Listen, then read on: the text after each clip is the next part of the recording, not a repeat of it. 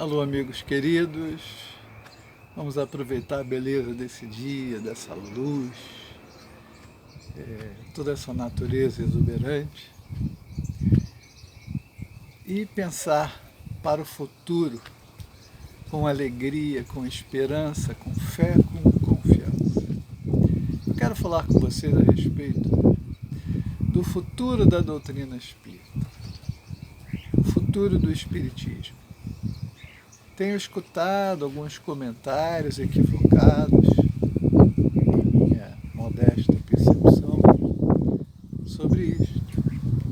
Inclusive por parte de pessoas, às vezes, que têm uma ficha de serviço grande dentro da doutrina, palestrantes e personalidades que aparecem com frequência em vídeos que têm milhares, milhões de acessos, que estão sentados nas bancadas dos grandes eventos e congressos espíritas. Recentemente vi uma publicação desse tipo, em que o palestrante dizia com muita firmeza que o futuro do espiritismo praticamente estava condenado se a espiritualidade superior, dentro de 20 a 40 anos, não fizesse alguma coisa. Eu tenho grande respeito por ele, pelas suas obras, pelo seu trabalho, mas eu preciso dizer a vocês que eu discordo totalmente, humildemente, mas totalmente do que ele está dizendo. Primeiramente, que a espiritualidade jamais deixa de fazer o seu trabalho ao longo da história da humanidade.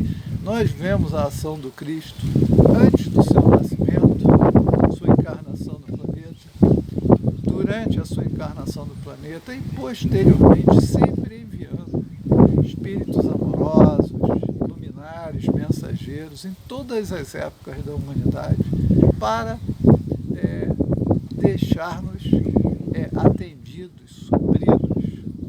Nenhuma das minhas ovelhas se perderá. Então, a espiritualidade sempre fará a sua parte. Mas o que eu quero falar aqui é algo diferente. Nós estamos numa época, em que nós somos uma sociedade de consumo que gostamos de receber tudo pronto, fácil. Não foi isso que o codificador disse para nós. Se nós queremos garantir o futuro da doutrina espírita, não é através da espiritualidade que nós devemos jogar toda a nossa confiança, porque tem uma parte que cabe sempre a nós, o homem, o espírita, o trabalhador, o cristão realizar. Jesus disse assim: por que me chamais Senhor, Senhor, se não fazeis o que vos digo? Por que as pessoas se dizem espíritas, que têm o espiritismo como sua filosofia de vida, se não seguem as recomendações do codificador, o grande Allan Kardec, tal como Emmanuel, na obra Caminho da Luz, diz que um dos mais ilustres discípulos do Cristo desce ao planeta, se referindo a Allan Kardec. Ele é o codificador? Então por que ele não é seguidor? Eu vou começar aqui dizendo a vocês o que Allan Kardec disse para nós a respeito das sociedades espíritas. Lá, ao final do Livro dos Médiuns, Allan Kardec,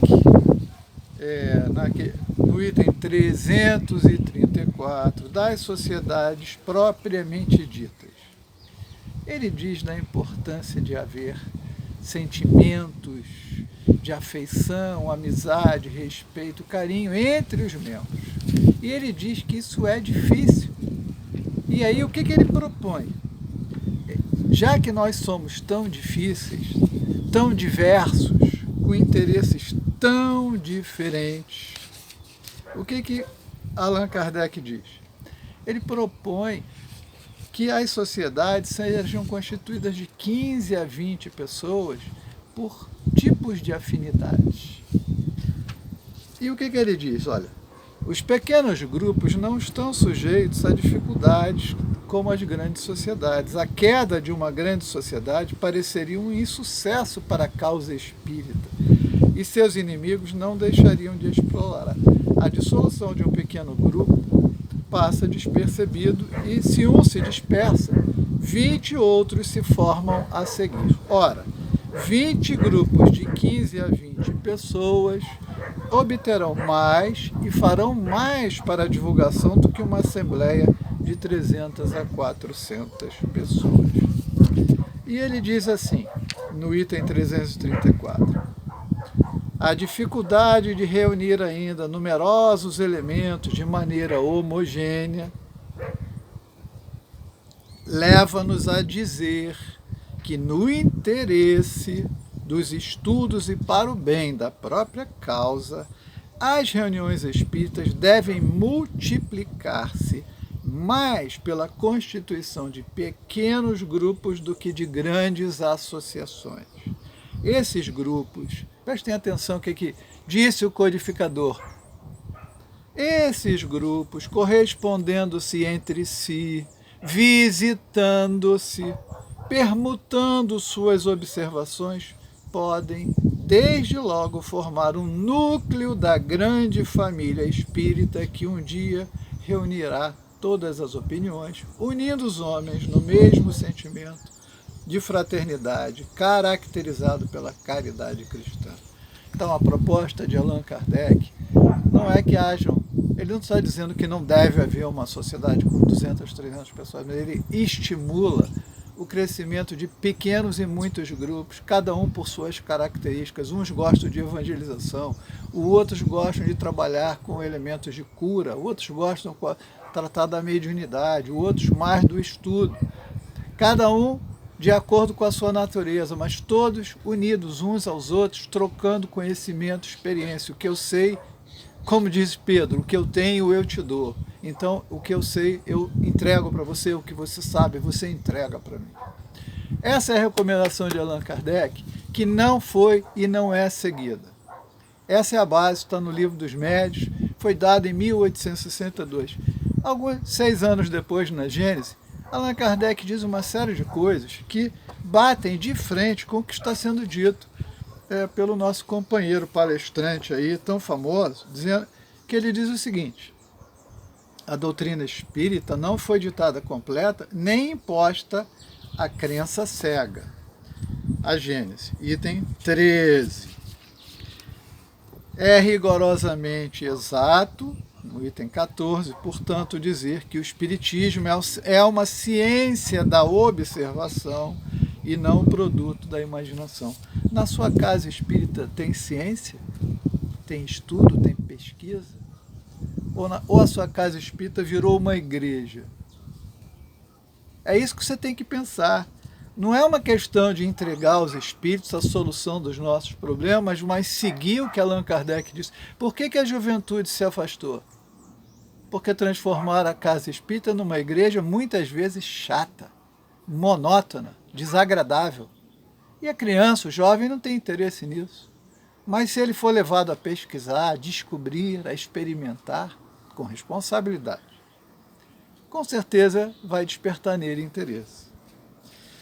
Diz Kardec mais adiante no item 50, a respeito das revelações, né? Moisés, Jesus. Os espíritos não ensinam senão apenas o que é necessário para guiar no caminho da verdade, mas eles se abstêm de revelar o que o homem pode descobrir por si mesmo. E o nosso amigo quer que a espiritualidade resolva o problema.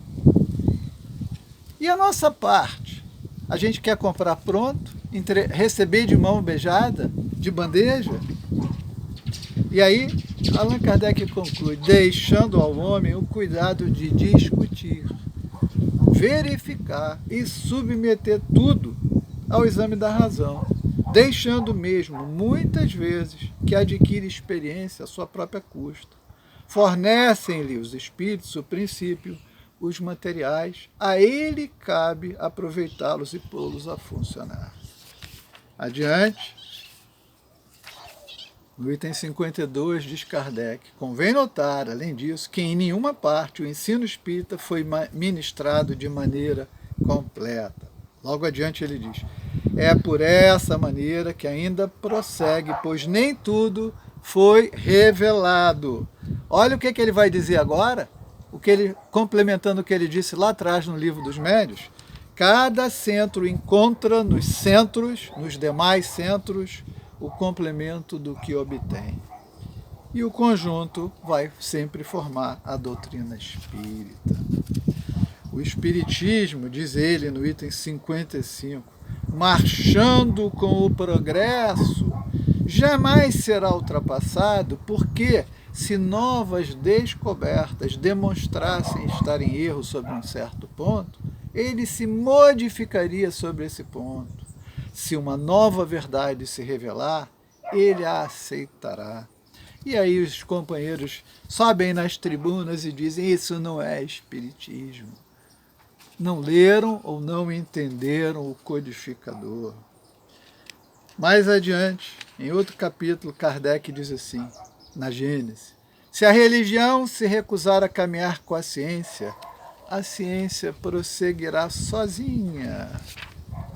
E aí, fatos espíritas importantes vão para dentro dos consultórios e tem gente ganhando dinheiro com aquilo que o centro deveria oferecer.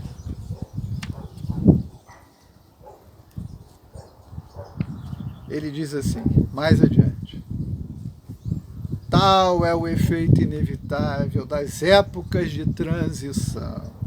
É o nosso momento. O edifício do passado se esboroa, cai, e o do futuro ainda não está levantado. E o nosso companheiro quer que a espiritualidade levante o edifício para nós. Nós somos os operários, nós somos as formiguinhas, nós que temos que fazer o trabalho.